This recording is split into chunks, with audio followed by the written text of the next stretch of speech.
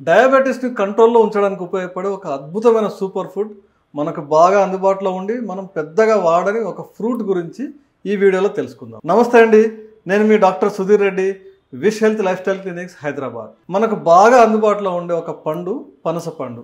అయితే ఈ పనస పండును పండిన తర్వాత తింటే డయాబెటీస్ వాళ్ళకి కానీ బరువు తగ్గాలనుకునే వాళ్ళకి కానీ అంత మంచిది కాదు. కానీ ఈ పచ్చి పనసను పొడి చేసి మీరు వాడుకునే గోధుమ పిండిలో కానీ దోశ ఇడ్లీ పిండిలో కానీ కలుపుకొని తినడం వల్ల షుగర్ బాగా కంట్రోల్ అయినట్టు అమెరికన్ డయాబెటీస్ అసోసియేషన్ అట్లాగే నేచర్ అనే జర్నల్లో ప్రచురించడం జరిగింది.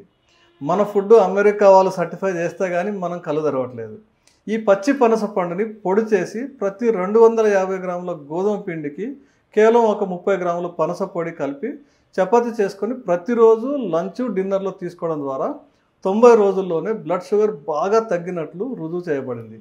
ఈ పచ్చి పనసకాయ పొడి ఎందుకు షుగర్ కంట్రోల్ చేయడంలో ఉపయోగపడుతుందంటే దీంట్లో కార్బోహైడ్రేట్లు క్యాలరీలు చాలా తక్కువ ఉంటాయి.